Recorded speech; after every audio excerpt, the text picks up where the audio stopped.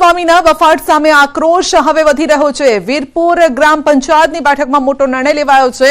આજે કાલે 2 દિવસ વીરપુર સજ્જડ બંધ રહેશે। આવશ્યક વસ્તુઓને બાદ કરતા શહેર બંધ રહેશે। દવા, હોસ્પિટલ, જરૂરી ચીજોની દુકાનો ચાલુ રહેશે। જ્ઞાન પ્રકાશ સ્વામીને 24 કલાકનું અલ્ટિમેટમ આપ્યું છે। વીરપુરની બેઠકમાં આગેવાનોનું સ્વામીને અલ્ટિમેટમ। કાલ સાંજ સુધીમાં વીરપુર આવી રૂબરૂ માફી માંગે સ્વામી, तो माफी नहीं मांगे तो आगामी रणनीति 6 मार्चे जाहिर करवामां आवशे।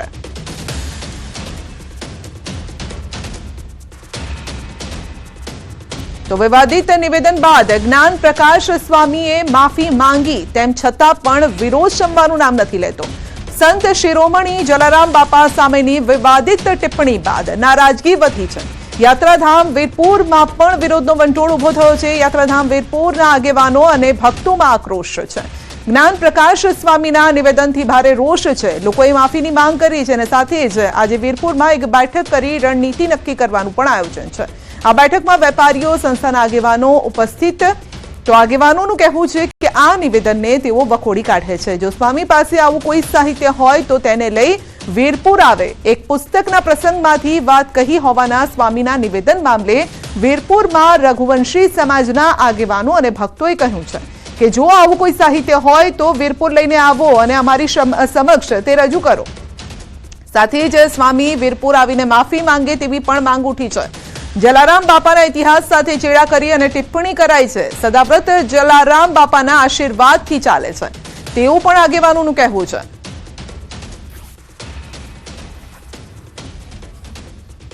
જલાભગત સ્વામીની પાસે આશીર્વાદ મેકા કે સ્વામી મારો એકમાત્ર લક્ષ્ય કે ઈચ્છા છે કે અહીંયા કાયમને માટે સદાવ્રત ચાલે અને જે કોઈ આવે એ બધાને અહીંયા પ્રસાદ મળે, ભોજન મળે એવી મારી ઈચ્છા અને એવો મારો સંકલ્પ છે।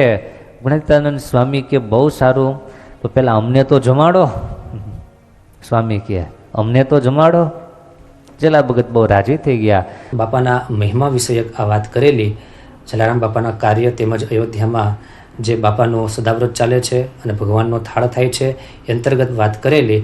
એમ છતાં કોઈ પણ સમાજને કે કોઈ પણ વ્યક્તિને મારી વાતે કરીને દિલ દુભાણું હોય તો સાચા દિલથી માફી માગું છું।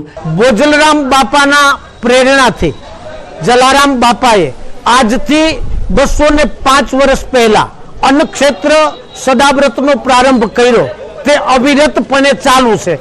25 વર્ષથી કોઈ પણ ભક્તોને 1 રૂપિયો, કોઈ ભેટ સોગાદ, કોઈ ચીજ વસ્તુ ન સ્વીકારવી એવો નિર્ણય પણ આ જલારામ મંદિરમાં લેવાયો છે। ત્યાર પછી કોઈ વહિયાત વાત આવે તો ભક્તોને એની ઠેસ પહોંચે, એમાં કોઈ શંકાને સ્થાન નથી।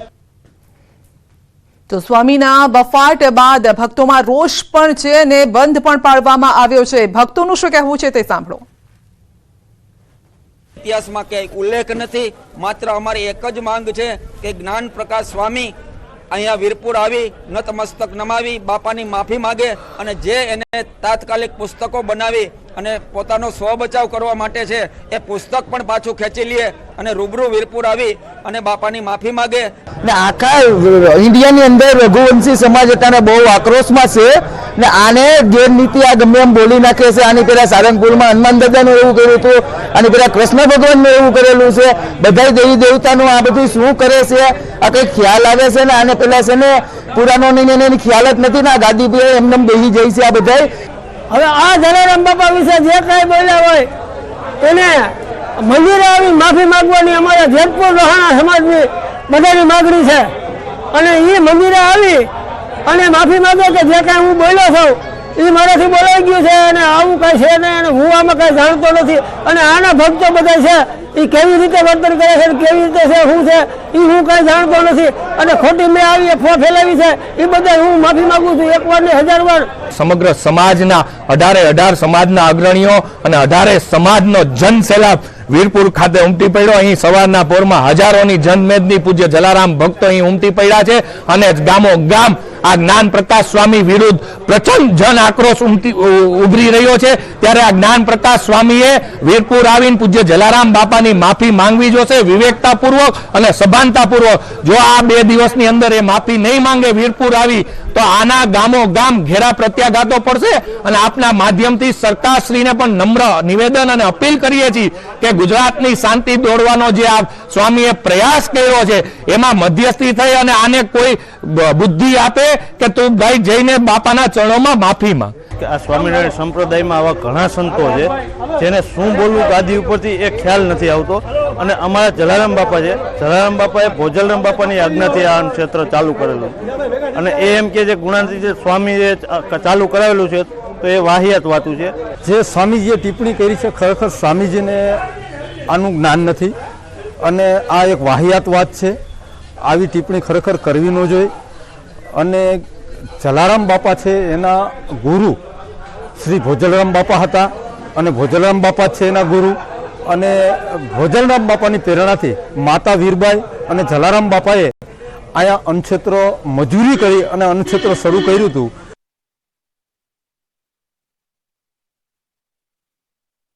કરવાનો આ મામલો છે અને લુહાણા સમાજ અગ્રણી ગિરીશ કોટેચાએ કડક શબ્દોમાં સ્વામીના નિવેદનની ટીકા કરી છે. રાકેશ પ્રસાદ સ્વામીને મારો અનુરોધ છે કે આવા સાધુને સંપ્રદાયમાંથી કાઢી મૂકવામાં આવે, આમના ઘરે બેસાડવામાં આવે ને જ્ઞાન સ્વામી નથી, અજ્ઞાન સ્વામી છે. સાચા સંતો બીજાને ઠેસ પહોંચે એવું ન ઈચ્છે. પહેલા તો જ્ઞાન સ્વામીનું નામ કાઢીને અજ્ઞાન સ્વામી કરી નાખવાની જરૂર છે, કારણ કે જેની પાસે જ્ઞાન જ નથી. અને રાતે જેમ શેખ ચલીના વિચાર આવે એવું એને બીજે દિવસે દિવસે આજ વ્યાસપીઠ ઉપરથી ને હું બોલીશ તો બધા હરિભક્તો રાજી થઈ જાય. હરિભક્તો જેટલા હશે ને એમાંથી પણ બધા જલારામ બાપાના મંદિરે આવી ગયા હશે. એટલે આ વાતથી તો વડતાલ મંદિરને ટોટલ બદનામ કર્યું છે. આવા ઘણા મંદિરોની અંદર 10-15 જ એવા હોય છે સ્વામી કે આખા મંદિરોને બદનામ કરતા હોય. તો આ જ્ઞાન સ્વામી નથી, અજ્ઞાન સ્વામી છે તેવું તેમનું કહેવું છે. અને આવા સ્વામીને ઘરે બેસાડવામાં આવે, જ્યારે કે જલારામ બાપાના જે ભક્તો છે તેમનું કહેવું છે કે સ્વામી વીરપુર આવીને માફી માંગે. અને ક્યાં આ પ્રકારનું જે નિવેદન આપ્યું છે એ લખાણ ક્યાં છે, કયા પુસ્તકમાં છે એ પણ બતાવે. તો સીધી અહીંયા ચેલેન્જ આપવામાં આવી છે, ત્યાં સુધી માફ કરવામાં નહીં આવે. જીપીએસસીની પરીક્ષામાં યુપીએસસી પેટર્ન રાજ્ય સરકારે લીધો છે મોટો નિર્ણય. હવે 6 નહીં પરંતુ 7 પ્રશ્નપત્ર રહેશે. ઉપરાંત પ્રિલિમ્સ પરીક્ષામાં પણ ફેરફાર કરવામાં આવ્યો છે. અગાઉ 200 થી 200 ગુણ 2 પેપર રાખવામાં આવતા હતા, જે હવે બદલીને 300 ગુણનું એકમાત્ર પેપર રાખવામાં આવશે. રાજ્યના સામાન્ય વહીવટી વિભાગે વર્ગ 1 અને 2 ની ભરતી માટે નવા નિયમો જાહેર કર્યા છે. જીપીએસસી માટે પણ ઉમેદવારોએ યુપીએસસી જેવી જ મહેનત કરવી પડશે. અને આ સંદર્ભે રાજ્ય સરકારે ગેજેટ જાહેર કર્યો છે, અને જેમાં જીપીએસસીની પરીક્ષાના માળખામાં મોટા ફેરફાર કરવામાં આવ્યા છે. ગુજરાતમાં સરકારી નોકરી મેળવવા માટે ગુજરાતી ભાષાના પેપરમાં ઓછામાં ઓછા 25% ગુણ મેળવવા ફરજિયાત રહેશે. આ નિયમ ગેજેટમાં સ્પષ્ટપણે ઉલ્લેખિત છે. અને આ સાથે આ નિયમ હેઠળ જીપીએસસીની વર્ગ 1 અને 2 ની પરીક્ષાઓ હવે 2 તબક્કામાં યોજાશે, જે પ્રિલિમ્સ અને મુખ્ય પરીક્ષા. પ્રિલિમ્સ પરીક્ષા ઓબ્જેક્ટિવ પ્રકારની રહેશે, જ્યારે કે મુખ્ય પરીક્ષામાં લેખિત પરીક્ષા ઉપરાંત પર્સનાલિટી ટેસ્ટ પણ લેવામાં આવશે.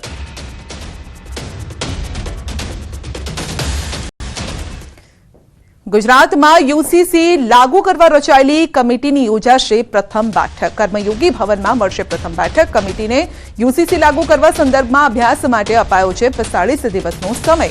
અને આજે મળશે યુસીસી કમિટીની પ્રથમ બેઠક. તો યુસીસી કમિટીની બેઠક આજે મળવાની છે. વકફ બોર્ડ ચેરમેન અને સભ્યોને કમિટી મળવાની છે. તો કમિટી અધ્યક્ષ રંજનાબેનને મેમાં પત્ર લખ્યો છે. મેમાં અને દરેક ધર્મના અગ્રણી લોકોને કમિટી મળવાની છે.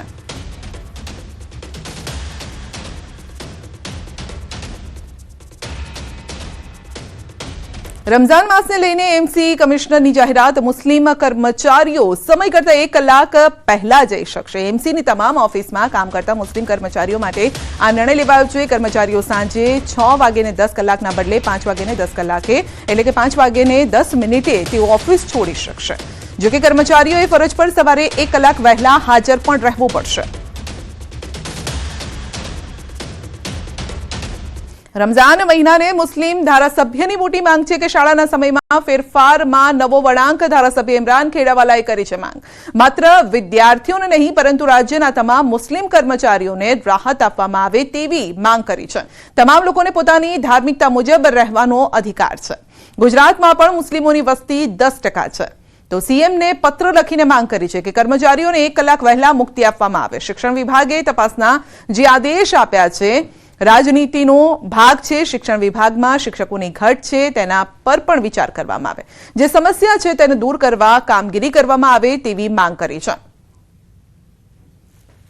ખાસ કરીને રમઝાન મહિનાની 1 મહિનાની જે આ સમયના અંદર લોકો ઇબાદત કરતા હોય છે ત્યારે બરોડા, આણંદ કે બીજી કોઈ અમદાવાદ કોર્પોરેશન કે કોઈ બી અમદાવાદ મ્યુનિસિપલ કોર્પોરેશનની વાત કરું કે એમણે પણ સમયના અંદર ફેરફાર કર્યો છે કે મુસ્લિમ કર્મચારીઓ છે એમને 1 કલાક વહેલા છોડવામાં આવશે.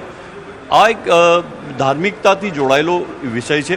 એટલે હું સમજું છું કે સરકારના જે પણ વિભાગના મંત્રી તરીકે જે પણ જવાબદાર વ્યક્તિઓ કોઈ આનો વિરોધ કરતા હોય તો હું સમજું છું કે આ સ્થાને નથી. અમદાવાદ એઆઈસીસીના ઇન્ચાર્જ મહામંત્રી ગુજરાત પ્રવાસે કેસી વેણુગોપાલ પ્રભારી મુકુલ વાસનિક ગુજરાતની મુલાકાતે છે. આગામી 8 અને 9 એપ્રિલ ખાતે મળવાની છે સીડબ્લ્યુસીની અને કોંગ્રેસ અધિવેશન મળવાનું છે. તો અધિવેશન પૂર્વે જ તૈયારીના ભાગરૂપે વેણુગોપાલની આ ગુજરાત મુલાકાત. કોંગ્રેસ નેતાઓ સાથે બેઠક કરશે. ગુજરાત પહોંચેલા કેસી વેણુગોપાલે કહ્યું છે કે તેઓ રાષ્ટ્રીય અધિવેશનની સ્થળ પસંદગી માટે ગુજરાત આવ્યા છે. તેઓએ કહ્યું છે કે અમે અને ગુજરાત ગાંધીજી સરદારના વારસાને લઈ આગળ વધી રહ્યા છે. ગુજરાતમાં કોંગ્રેસ માટે ઘણી ચેલેન્જ છે જેનો સ્વીકાર પણ તેઓએ કર્યો છે. ચેલેન્જને સ્વીકારી કોંગ્રેસ ગુજરાત પર ફોકસ કરશે. ઝઘડિયા તાલુકામાં પથ્થર ખનન તેમજ સિલિકા ખનન મોટા પાયે થઈ રહ્યું છે. તેમજ મોટાભાગનું ખનીજ ખનન રોયલ્ટી ચોરી કરીને ગેરકાયદેસર રીતે થતું હોવાની બૂમ લાંબા સમયથી ઉઠી રહી છે જે અટકવાનું નામ નથી લઈ રહી. તાલુકાના તેમજ જિલ્લાના જવાબદાર અધિકારીઓ આ બાબતે આંખ આડા કાન કરતા હોવાની ચર્ચા પણ વેગ પકડી રહી છે.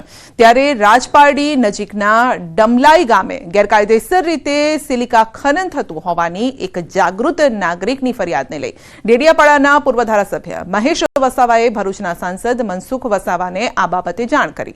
ત્યારબાદ સાંસદ દ્વારા આ બાબતે જવાબદાર અધિકારીઓને જાણ કરવા છતાં કોઈ કાર્યવાહી કરવામાં ન આવી.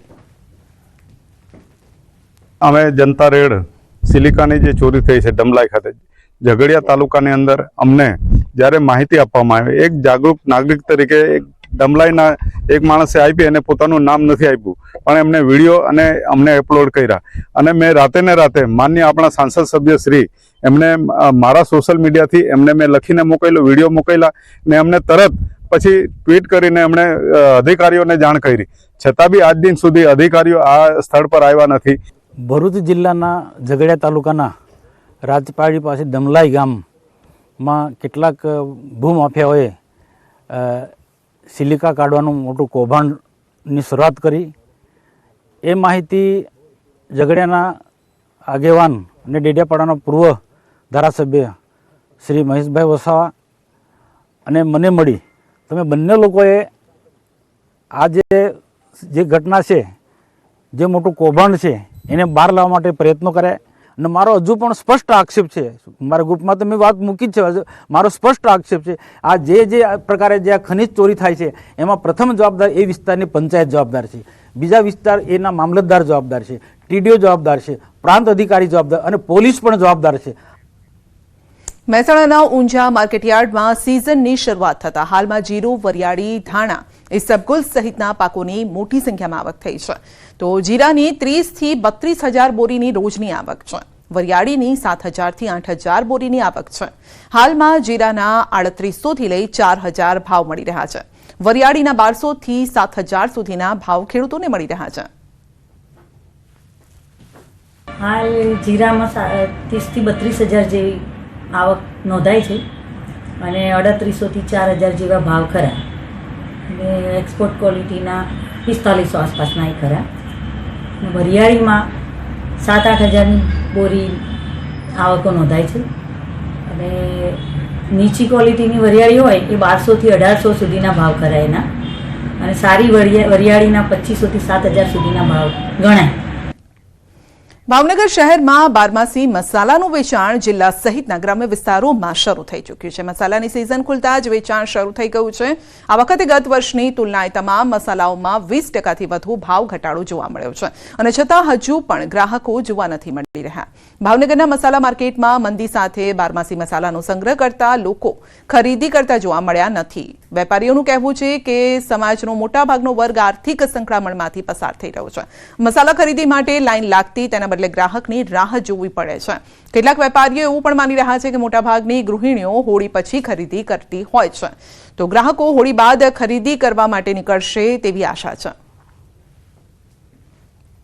મસાલાની સિઝન હવે ધીરે ધીરે શરૂ થઈ ગઈ છે અને મસાલાની ખરીદી જો આપણે આમ ગણવા જઈએ તો માર્ચ, એપ્રિલ ને મે એ પૂરા વર્ષનો મસાલો ભરવાની સમય છે અને અત્યારે અમારે મસાલાની સિઝન ચાલુ થઈ પણ ગરાગી એટલી બધી નથી. અને ગત વાત કરીએ તો 20% મસાલામાં જેમ કે મરચા છે, ઘણી જાતના મરચા આવે. હું તમને 2-3 જાતના નામ પણ આપીશ કે કાશ્મીરી છે, રેશમ પટ્ટો છે, ડબલ પટ્ટો છે, તીખા મરચા છે. ઓલ ઓવર આપણે જો જોવા જઈએ તો ગત વર્ષ કરતા 20%નો ઘટાડો છે પણ હવે જેટલી જોઈએ એટલી ગરાગી હજી નીકળી નથી. બધા મસાલામાં ઘટાડો છે. જીરું, ધાણી, હળદર બધા મસાલામાં ઘટાડો છે. હજી ગરાકી ચાલુ થઈ નથી. હવે આ કાંઈક પરીક્ષાઓ પૂરી થાય ગરાકી ચાલુ થાય. અને આ મરચાનો અમારે 11 વર્ષથી છે. આ વખતે જેવી ગરાકી નીકળે એ ખરું. ભાવ ઓછો છે એટલે ગરાકી તો સારી નીકળશે એવું લાગે છે. थोड़ी राह देख रहे हैं कि होली का त्यौहार के बाद ही ऐसे तो गृहिणी का मानसिकता ऐसी होती है कि समर के टाइम में सब मसाला इकट्ठे करके रखता है और पूरी साल के लिए हम जो देते हैं मसाला यहाँ, तो हमारे 15 साल से यहाँ का बिजनेस चल रहा है. વડોદરામાં ઉનાળાના પ્રારંભે જ પાણીની પારાયણ છે. છાણીના એકતાનગરના રહીશોની રાવ છે. ઘણા સમયથી અનિયમિત પાણી આવે છે. એકતાનગરના રહીશોએ માટલા ફોડી દેખાવ કર્યા. મનપા વોર્ડ નંબર 2ની કચેરી બહાર દેખાવ કર્યા. માટલા ફોડીને પાણી આપવાની માંગ કરી છે. અધિકારીઓ સામે કર્યા છે સૂત્રોચ્ચાર. તો છાણીના એકતાનગર વિસ્તારમાં રહીશોનો દેખાવ, પાણીનો પોકાર અત્યારથી શરૂ થઈ ગયો છે અને ગૃહિણીઓ માટલા લઈને આવી હતી. માટલા ફોડીને તેઓએ વિરોધ નોંધાવ્યો છે. તો હજી ઉનાળાની બરાબર શરૂઆત પણ નથી થઈ અને ત્યાં જ પાણીનો પોકાર શરૂ થઈ ગયો છે.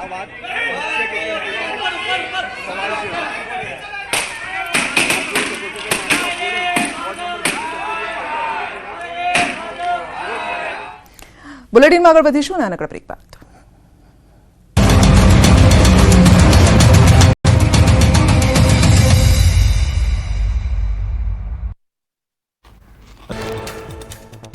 અંકલેશ્વર શહેરમાં જાહેરમાં યુવકો વચ્ચે મારામારી. સિગ્નેચર ગેલેરિયા કોમ્પ્લેક્સમાં બાખડ્યા હતા 2 યુવાનો. યુવકો વચ્ચે છૂટા હાથની મારામારીનો વિડીયો વાયરલ થયો. નીલગિરી જિલ્લાના કોટાગીરીના રહેણાંક વિસ્તારમાં દીપડાના આંટાફેરા. દીપડાના આંટાફેરાથી સ્થાનિકોમાં ભયનો માહોલ છવાયો.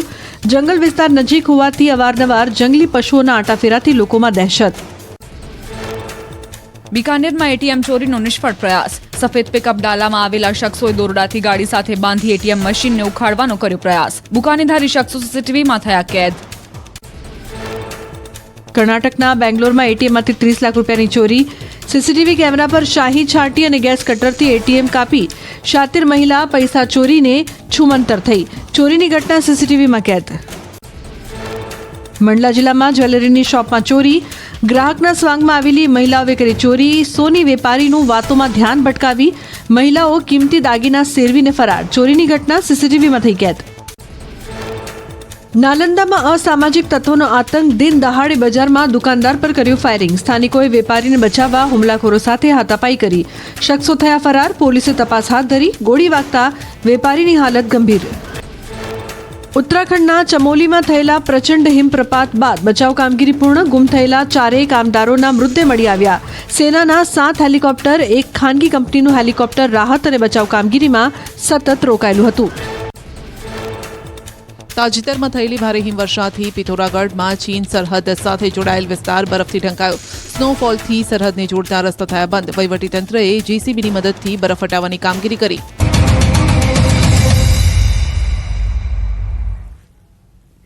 બ્રેક બાદ આપનું સ્વાગત છે. પ્રધાનમંત્રી મોદીએ જામનગરમાં વનતારાનું ઉદ્ઘાટન કર્યું. અનંત અંબાણીનો મહત્વાકાંક્ષી પ્રોજેક્ટ વનતારા દુનિયાનું સૌથી મોટું સેવાલય છે. દુનિયાનું સૌથી વિશાળ પશુ પુનર્વસન કેન્દ્ર છે. વનતારા 2000થી પણ વધુ વન્ય પ્રજાતિઓનું ઘર છે, જ્યાં સંકટગ્રસ્ત પશુઓને રેસ્ક્યુ કરીને સારવાર અપાય છે. પીએમ મોદીએ વન્યજીવ હોસ્પિટલની પણ મુલાકાત લીધી. અહીં પ્રાણીઓ માટે MRI, CT સ્કેન, ICUની અત્યાધુનિક સુવિધા ઉપલબ્ધ છે. વનતારામાં 1.5 લાખથી વધુ વિલુપ્ત થતા પ્રાણીઓ જોવા મળે છે. અહીં જંગલ જેવો માહોલ છે. વનતારા એ રેસ્ક્યુ કરેલા જાનવરોનું ઘર છે.